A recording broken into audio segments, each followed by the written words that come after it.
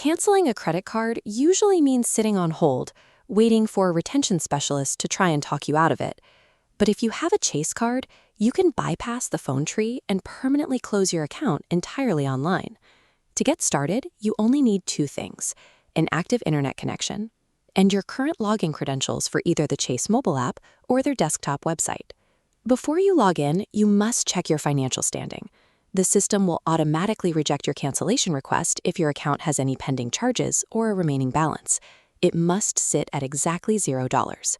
You also need to redeem or transfer any ultimate rewards points tied to the card. The moment the account closes, all remaining points are permanently wiped out. By clearing your balance and saving your points ahead of time, you turn a frustrating bureaucratic hurdle into a simple, immediate digital exit. This is the main Chase login interface. Go ahead and enter your standard username and password, then click Sign In. Once inside your dashboard, you will see a list of all your accounts.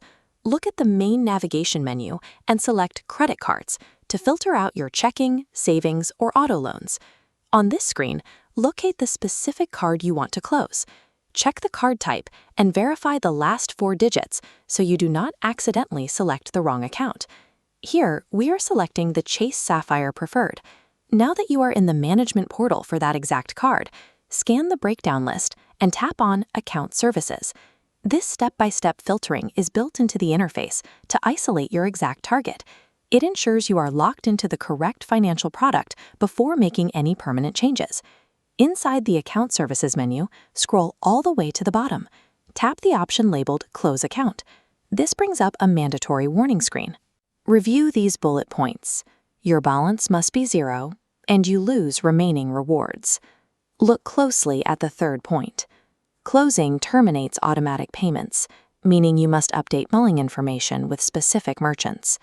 After reviewing the warnings, you will reach the final prompt. To execute the closure, click the blue button that says, Yes, close my account. By bypassing these digital warnings and clicking that button, you legally instruct the bank to shift the account from an active liability to a permanently deactivated state. Before the system finalizes the request, it triggers one last security gate. You will need to authenticate your identity by entering your precise date of birth, then click Continue. The screen will then refresh to show this definitive success indicator, a large green checkmark accompanied by the text telling you the account is closed. Do not close the window just yet. Look for the document icon and click the blue Download button to save a copy of this confirmation receipt. Keeping this downloaded receipt is your only foolproof defense. If a phantom charge appears next month or a routing error reopens the account, you now have bank-issued proof of the exact date you closed it. And with that, the immediate process is complete. You have successfully shut down the account without spending a single minute on hold with a call center.